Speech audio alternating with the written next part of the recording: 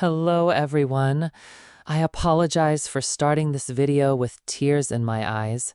I know my mascara is probably running and I look terrible, but I need to share this with you. I am 47 years old, and after 15 years of marriage, I finally understand what happened to me. But now I need your moral support. Could you please leave a comment below and tell me what city you're from? I need to know that I'm not alone in this world. And if this story resonates with you, if it has helped you in any way, would you please click the subscribe button? Your support will mean so much to me during this incredibly difficult time in my life. But first, let me ask you a question that has been on my mind. Have you ever wondered why some people seem to have invisible power over you? Why does your stomach tighten when you see their name on your phone screen? Why do you tiptoe around someone who claims to love your family? The morning I'm about to tell you about began like any other Tuesday in Portland, Oregon.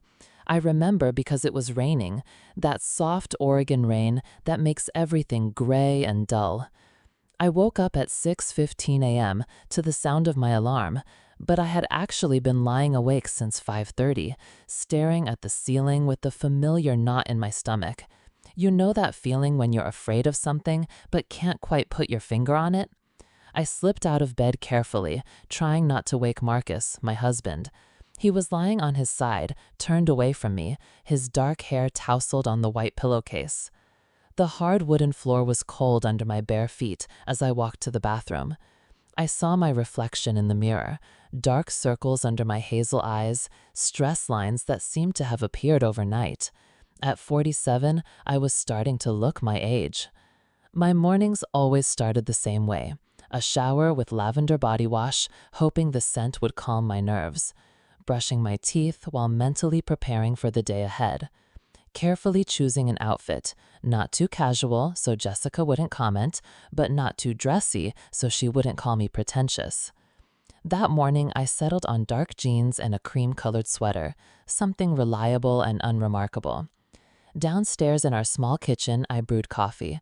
The aroma of French coffee usually calmed me, but that morning it only reminded me that Jessica, or, as I had begun to call her behind her back, the Queen Bee, would be arriving in 2 hours for her weekly visit. These were not friendly visits. They were inspections. Jessica Whitmore had been a part of my life for 15 years, ever since Marcus and I got married. From the first day I met her, I knew something was wrong, but I couldn't put my finger on it. She was impeccably polite, always smiling, always saying the right things. But there was something in her pale blue eyes, something cold and calculating, that made me feel like I was being evaluated and found wanting. The abuse started right after our wedding, but it was so subtle that I didn't even realize it was abuse. It started during our honeymoon, when she would call Marcus 3 times a day, always with some urgent problem that required his immediate attention. Faucets that couldn't wait 2 weeks, a suspicious man she saw walking past her house, a recipe she just had to share with him right then and there. When we returned from our honeymoon, the real campaign began. Jessica would come to our apartment unannounced, always with some reason. She would bring groceries, but all of Marcus's favorite brands, not the ones I preferred. She would clean the bathroom and completely rearrange all my things to less convenient places. She cooked dinner for us, dishes that Marcus loved as a child, but I didn't particularly like. "Oh, Victoria," she would say with that saccharine smile, "I hope you don't mind. I know how busy you are at work. I just thought I could help." The subtext was always clear. I wasn't paying enough attention to her son. Every comment was cloaked in concern or a desire to help. "Victoria, dear, are you feeling okay? You look a little pale. Maybe you should eat more vegetables." Or, "I've noticed that Marcus has lost weight lately. Are you making sure he's getting enough protein?" The criticism was always indirect, always refutable, but every time it hit its mark like an arrow. She knew how to time her visits perfectly. She would show up when I was having a bad day, catching me in my pajamas, or when the house was a mess. "Oh," she would say, looking around with barely concealed disapproval. Her disapproval was obvious, even though her words sounded sympathetic. The queen bee was a master at maintaining her image. In public, at family gatherings, she was the model-loving mother-in-law. She hugged me warmly, complimented my clothes, bragged about me to others. But it was all an act. When we were alone, or when it was just the three of us, the real Jessica emerged. She had a talent for making me feel invisible. She would ask Marcus about his day, completely ignoring me. She would plan family events and forget to include me in the conversation. She would recall inside jokes and childhood memories that I wasn't a part of, making me feel like a stranger in my own marriage. The most insidious thing was how she used Marcus's love. She never asked him to choose between us. Instead, she created situations where choosing me meant disappointment for her. She would schedule important family events on days when I knew I had to work, and then act hurt when I couldn't make it. She would give Marcus gifts that required him to spend time with her, tickets to shows, weekend getaway plans, always when he and I had plans together. For years, I tried to talk to Marcus about it, but how do you explain something so subtle? How do you tell your husband that his mother's help feels like an attack? That her concern for his well-being feels like a criticism of your womanhood? Every time I tried to bring it up, I sounded paranoid, jealous, ungrateful. She just wants to help, Marcus would say, looking at me with confusion. She loves us both. I don't understand why you're so sensitive. That word, sensitive, became a weapon. I was too sensitive when I objected to her rearranging the furniture in the kitchen, too sensitive when I didn't appreciate her constructive criticism of my cooking, too sensitive when I was hurt that she didn't include me in family photos. The psychological blow was devastating. I began to doubt everything I did. When I cooked dinner, I heard her voice commenting on the seasonings. When I decorated the house, I imagined her critical assessment of my choices.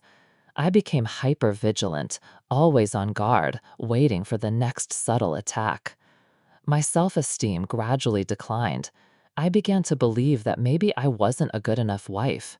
Maybe I was too focused on my career, too independent, too different from the women in Marcus's family.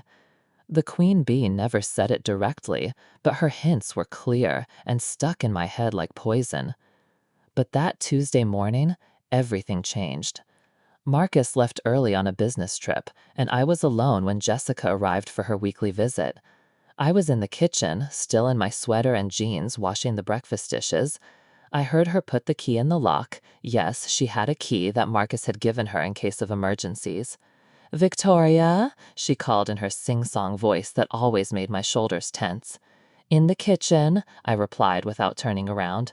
She came in with a pot in her hands and that familiar smile. "I brought you that pot of tuna and macaroni you love so much," she said, even though I had never expressed any love for a pot of tuna and macaroni. It was Marcus who loved it. "Thanks," I said automatically, the words falling from my lips as they had 1,000 times before. She set the dish on the table and began her usual inspection. Her eyes darted around the kitchen, searching for flaws. "Oh dear," she said, touching the countertop. "There are water spots here. You need to wipe them up right after you wash the dishes." Something inside me broke. Maybe it was the way she said honey with that condescending tone. Maybe it was her casual assumption that she could criticize my cleaning. Maybe it was 15 years of pent-up resentment finally reaching its limit. "Jessica," I said, turning to her, "we need to talk." Her expression changed immediately, and it was telling. The sweet smile disappeared, replaced by something cold and calculating. For a moment, I saw the real woman behind the mask. "What is it, dear?" she asked, but her voice was different now, sharper. "This," I said, pointing at us, "what you've been doing to me for 15 years." She laughed, but it wasn't a pleasant sound. "I don't understand what you're talking about, Victoria. I've always tried to support you." "No," I interrupted her, and my voice was firmer than I expected. "You've systematically undermined me since the day I married your son." Every comment, every piece of helpful advice, every time you excluded me from your life or made me feel inadequate, I understand it all now. The mask was completely off. Jessica's face hardened, and I saw pure malice in her eyes. "You've always been paranoid," she said with contempt in her voice. "Marcus told me how you twist everything, how you create problems where there aren't any."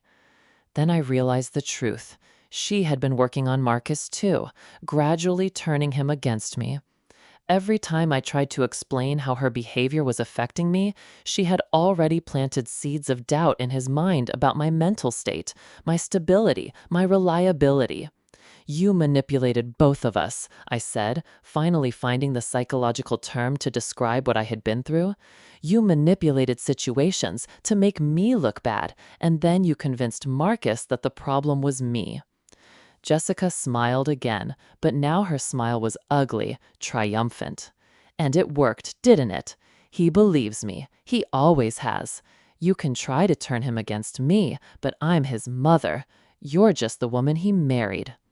The cruelty in her voice was stunning. For 15 years, she had hidden this side of herself, but now she was showing me who she really was. A woman who saw me as a threat to her relationship with her son and was willing to destroy my marriage to eliminate that threat. But something changed in me. Seeing her true colors, hearing her admit to her manipulation, I gained a clarity I had never had before. I wasn't crazy. I wasn't paranoid. I was a victim of emotional abuse, and now I had proof. I started documenting everything. I installed a small recording app on my phone and began recording our conversations. I started keeping a journal, writing down every incident, every subtle attack, every manipulation. I started taking pictures of how she rearranged things in my house, what items she moved or took. When I started looking for evidence, there was a huge amount of it. The pattern was clear. Jessica Whitmore was an emotional abuser who had spent 15 years trying to destroy my marriage and my self-esteem. When Marcus returned from his business trip, I sat him down and showed him everything I had collected. At first, he resisted, defending his mother. But when I played the recordings and showed him the documents, I saw his face change. He heard his mother's voice, cold and cruel, saying things he never thought she was capable of. The conversation that followed was the hardest of our marriage. Marcus had to admit that his mother had manipulated both of us, that she had undermined our relationship for 15 years. He had to admit that his own actions, influenced by her manipulation, had exacerbated my pain. Recovery was not quick. We went to counseling together and separately. I had to rebuild my self-esteem, remember who I was before 15 years of subtle abuse wore me down. Marcus had to learn to see his mother for who she was, set boundaries, and choose his wife over his mother's manipulation. Jessica didn't give up without a fight. When Marcus talked to her, she denied everything at first, then accused me of turning him against her. She used every manipulative trick in her arsenal: guilt, tears, threats to break up with him, claims of health problems that required his attention. But the spell was broken. Now we both saw her for who she really was. The healing process taught me something very important. Psychological abuse exists, even if it leaves no physical marks. Manipulation, twisting facts, and undermining emotional stability can be just as damaging as any other form of abuse. And the most insidious thing about it is that it makes you doubt your reality, your worth, your perceptions. If you are listening to this and recognize yourself in my story, please know this. Trust your instincts. If someone constantly makes you feel insignificant, anxious, or worthless, even if they claim to love you or help you, trust that feeling. Your emotional reality matters. Your experience matters. You deserve to be treated with respect and kindness, especially by people who claim to care about you. The road to healing is long, but it is possible. You can reclaim your self-worth, you can set boundaries, and choose relationships that build you up, not tear you down. You are worthy of love, respect, and kindness, not in spite of your flaws, but because of the complex, beautiful people you are.